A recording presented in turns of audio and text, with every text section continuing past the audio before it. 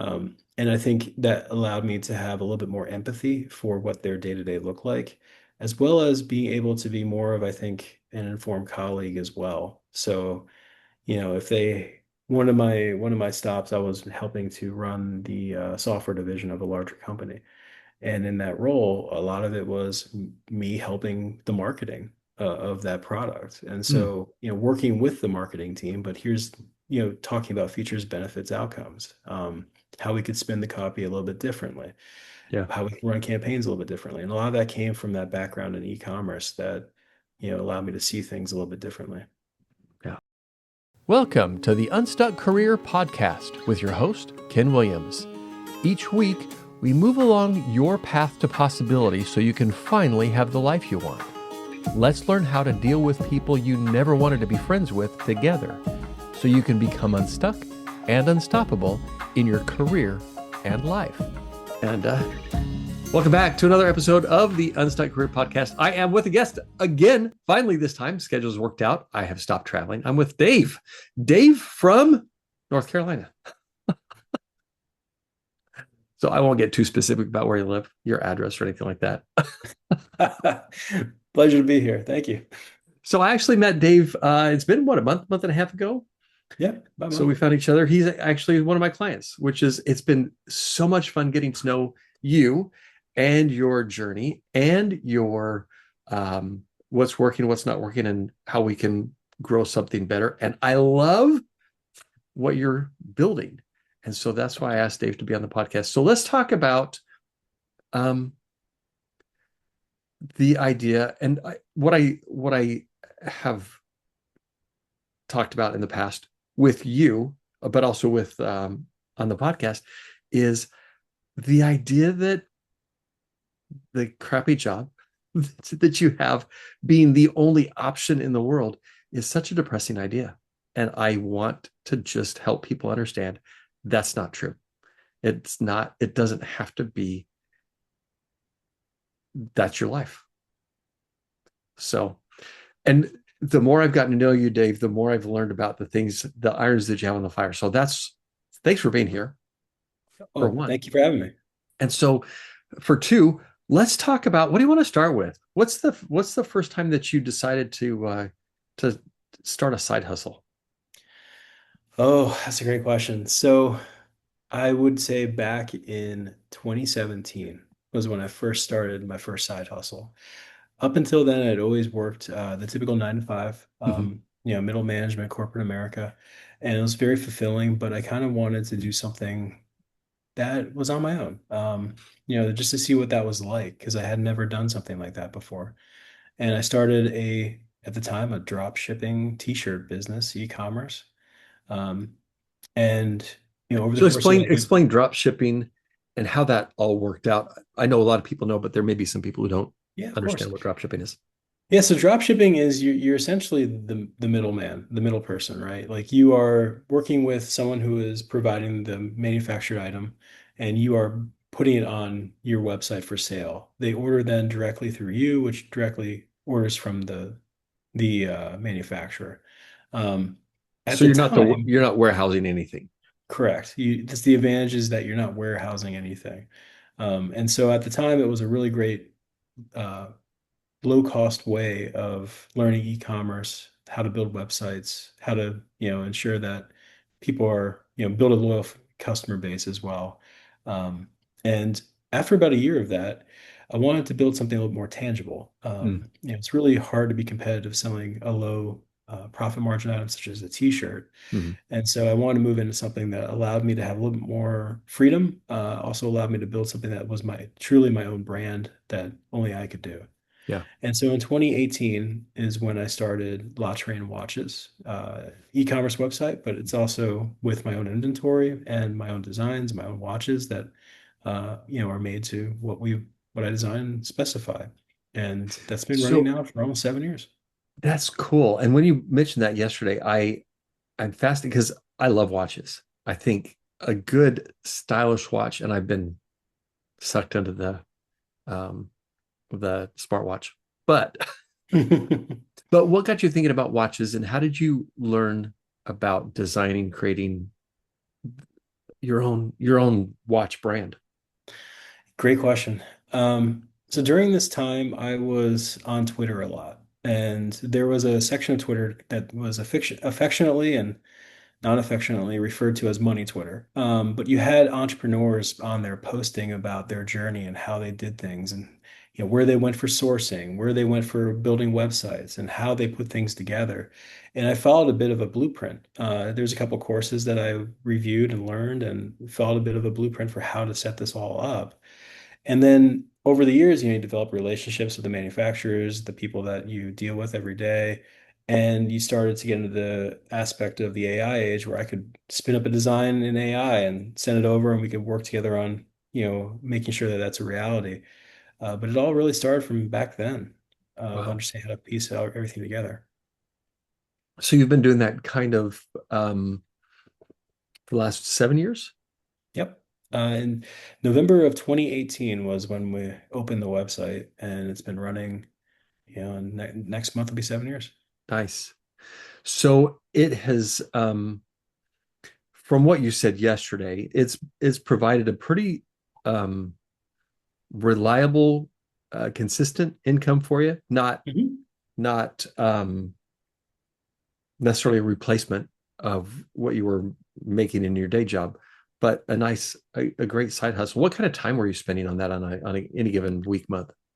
So it in the early days a lot more than now. Hmm. In the early days, there was a lot of A/B testing. There was a lot of website design. I was spending upwards of 20 hours a week on it.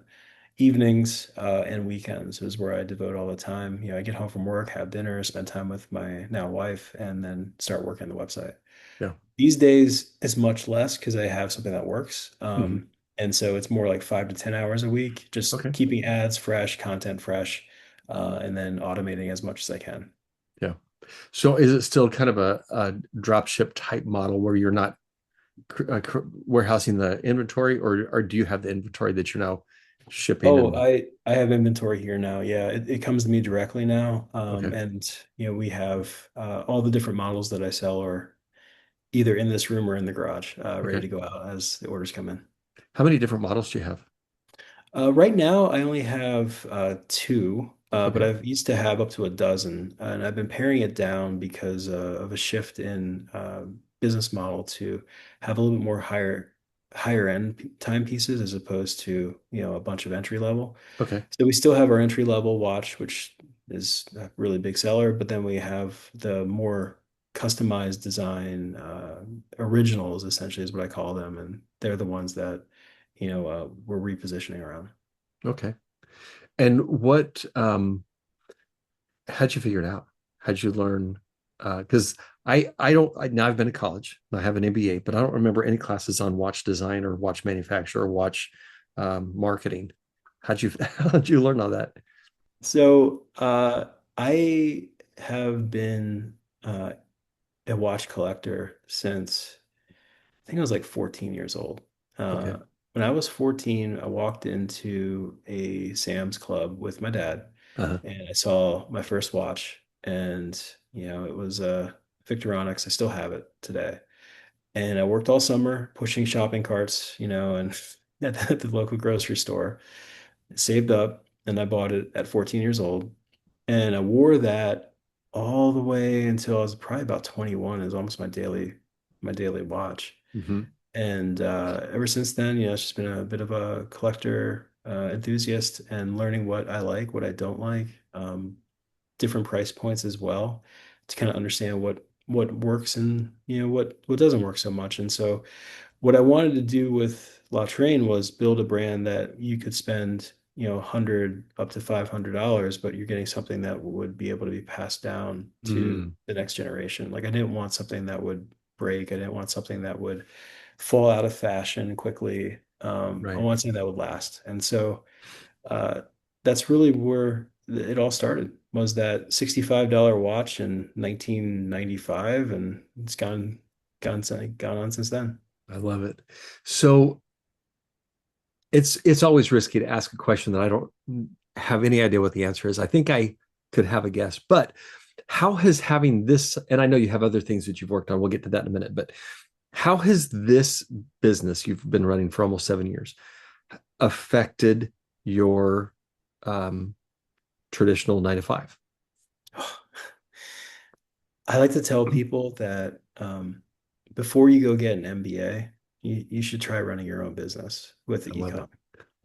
So for 29.99 a month, you can start up a Shopify store and you will learn every single thing a business owner has to know. You will learn marketing, you will learn how to write copy, you will learn website design, you'll learn development, you'll learn sourcing, logistics, shipping, handling, customer service, product development, product management, all in one 29.99 website.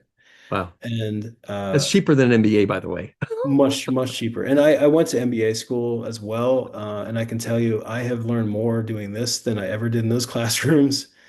And that's not a knock on higher education, but it's definitely a experience through doing it Yeah.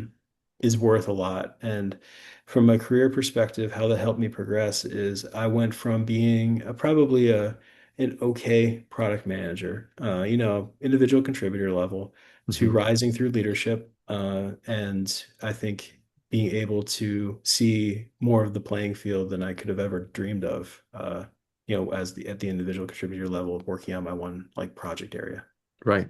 And that's one of the things about individual contributors are called individual contributors because you're contributing at an individual level. Hmm. And as you as you grow in leadership, you start to see you have a broader stewardship, a broader perspective, a broader scope, and growing a business gives you insight into that you don't see when you come in, you do your thing, and you go back home. So I love that. Has it affected your um, so you talked about how it affected your kind of your awareness, ability to contribute. Has it did it affect any other part of your job, positive or negative? I think positive in that I understood better what other people's desires and goals were out of their Okay. own departments, right? Like from a marketing perspective, understanding MQLs and like why, how that feeds into SQLs, sales qualified leads versus marketing qualified leads. Mhm. Understanding, how the email campaigns are structured, understanding more of these things than probably a traditional PM would learn working with the engineering team. And I think that allowed me to have a little bit more empathy for what their day-to-day look like, as well as being able to be more of, I think, an informed colleague as well. So, if they one of my stops, I was helping to run the software division of a larger company. And in that role, a lot of it was me helping the marketing of that product. And Mm, so, working with the marketing team, but here's, talking about features, benefits, outcomes, how we could spin the copy a little bit differently, yeah. how we can run campaigns a little bit differently. And a lot of that came from that background in e-commerce that, allowed me to see things a little bit differently. Yeah. I love that.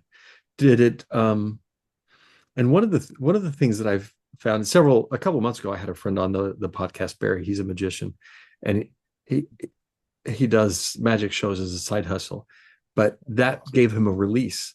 That the stress of the workday work week, he was able to go out and just really kind of enjoy things. Did you find anything like that, or did you find that the stress of your business was kind of reverse stressing you out in your job? No, the opposite, really.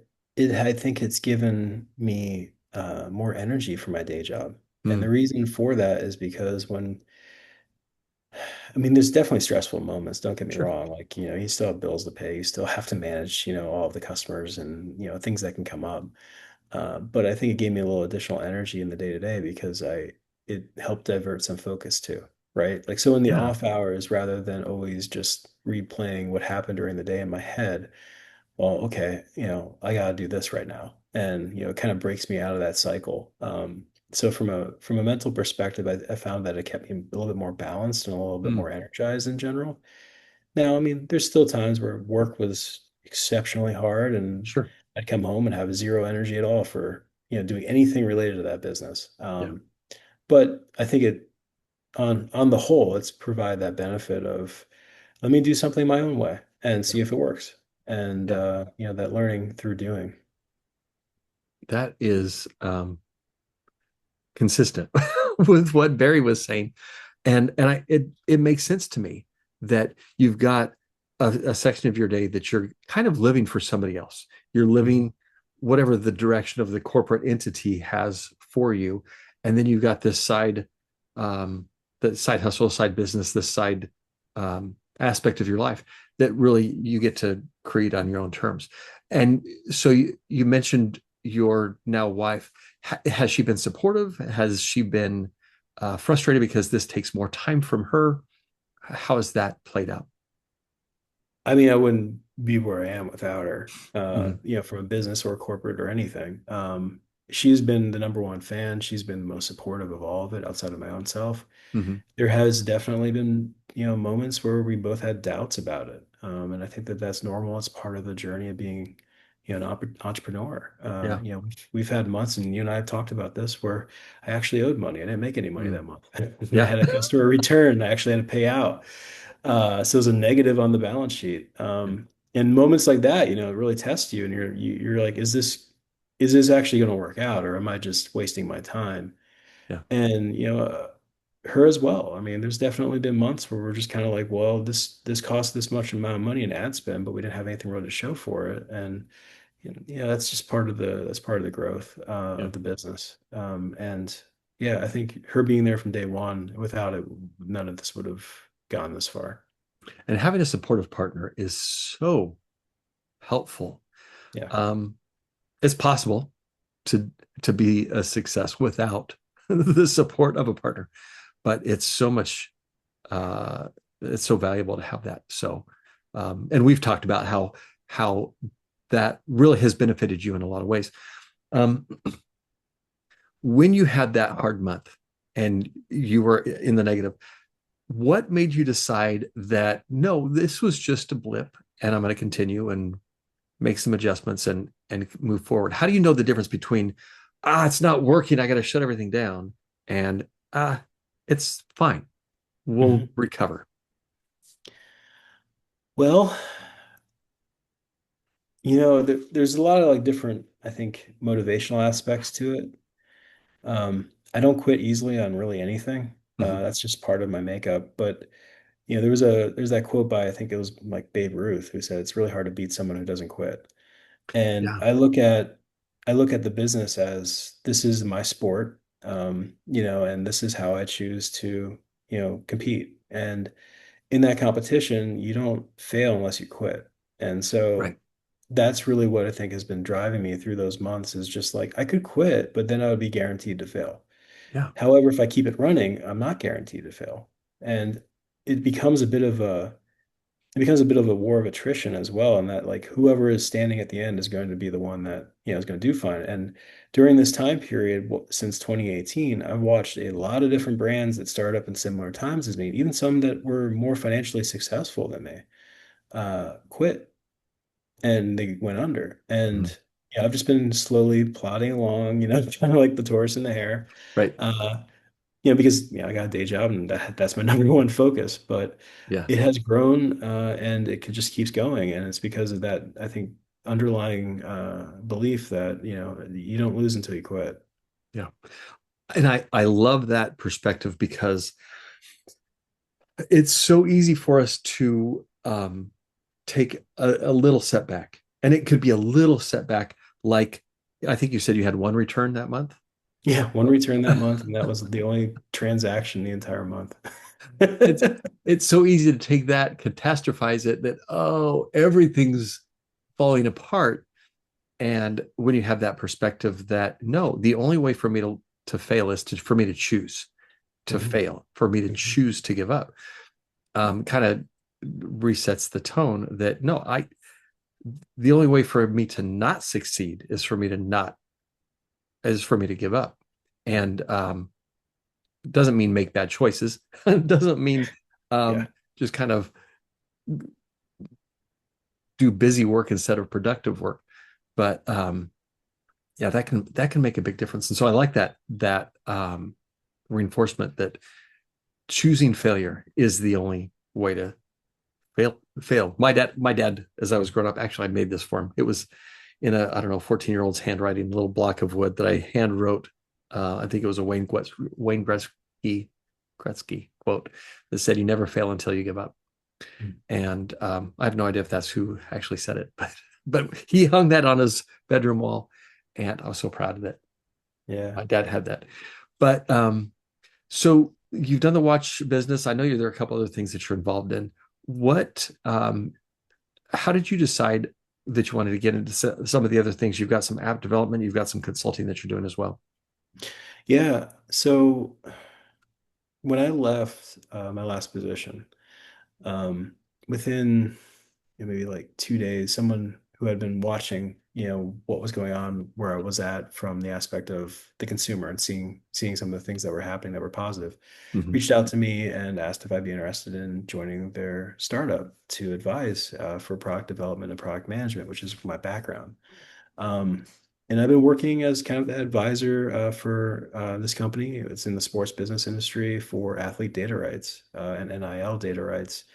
The name of it is Honor DRM, and I've been working, with them since then to help assist with, building it out and building out the MVP and prototype for investment purposes. So it's been a very exciting time period of seeing the changing landscape, not only of the regulatory environment around this type of data, but also with the advent of AI development tools that a former product manager who used to put together some product requirement documents, and that was about it, is now able to build, apps, mobile apps for the App Store. Mm-hmm. And that led into what I've been doing most recently, which is publishing mobile apps to the App Store and marketing them. Yeah.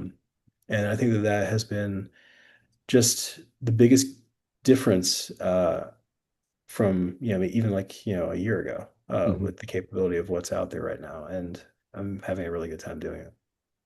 So having fun is that's one of my favorite things about what we've talked about.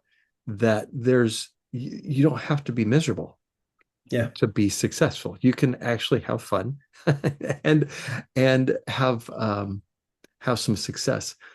Um, and then the two things have come to mind that I wanted to touch on. Number one, as you were building your watch brand, Mhm. did you feel like that made you more valuable in your day job? Uh, I think it gave me a higher level perspective that was maybe more appreciated Okay. with leadership. Because I could understand things a little bit maybe easier or even offer suggestions that I might not have known about if it wasn't for that. Mm-hmm. At no point in time did I ever come out and say, "Hey, I'm running my watch business, like, check it Right. out." So it was always just more of um, understanding, I think, of what we would do next for something as simple as like a product launch, for Mm-hmm. example. Product manager and product management, we would be all over that. But like understanding, okay, well, we need to involve marketing at this point, and here's what marketing can do, and here's what assets we need to deploy on what channels, and really understanding all of that and why that works the way it works. Mm-hmm. Went into, I think, the day job a lot more. And so you kind of were touched on, were adjacent to something.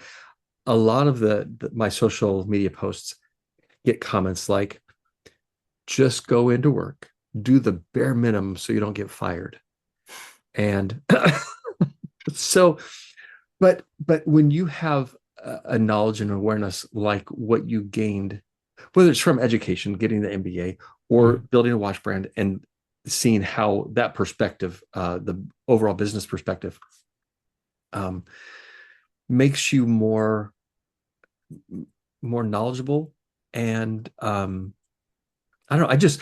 I guess I want to hear your thoughts about the idea about just go in, do the absolute bare minimum, because they're out to bleed you dry, and so you might as well just let them bleed you enough so it doesn't kill you. Well, I've heard that advice before too. Devote as much time as possible to your side hustle because you can sell a business, you can't sell a job title.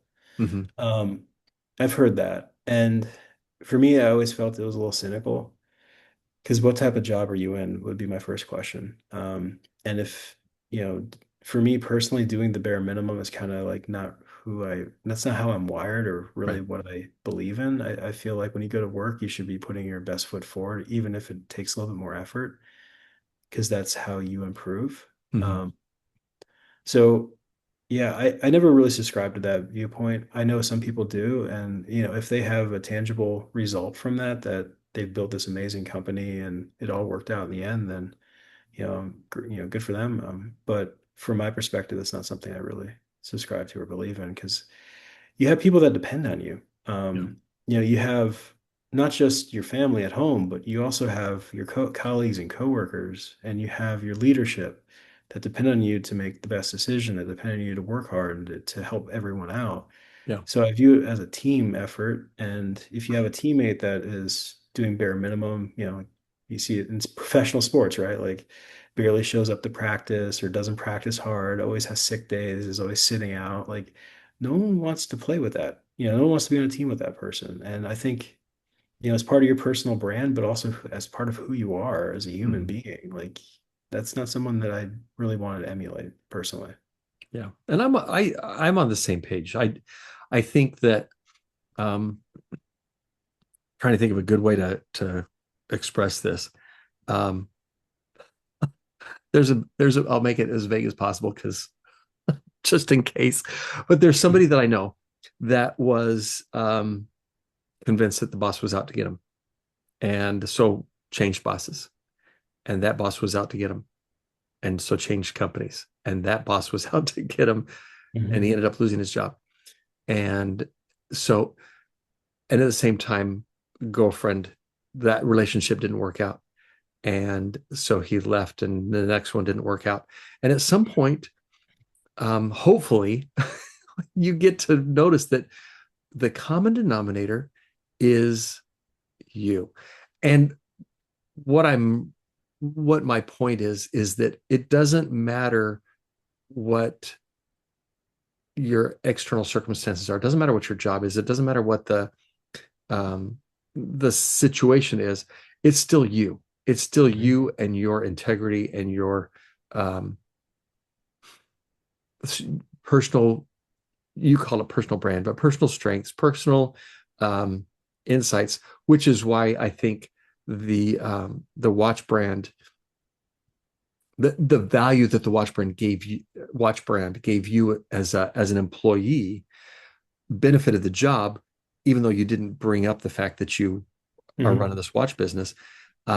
By the same token, if you're the cheapskate employee that I'm going to cheat them out of every minute that I can, that's still you. It's still you can't be successfully long term a all in on one thing and kind of a mediocre contributor someplace else.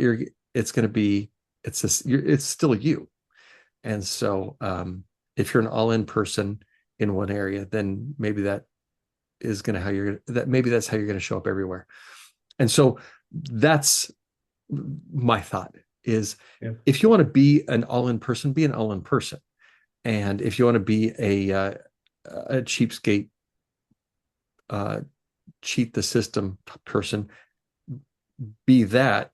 But I think overall, that person is not going to have the same kind of overall opportunities, especially since you mentioned that it was after you left your job that somebody who had been watching you uh, reached out and said, "Hey, I want you to consult with us."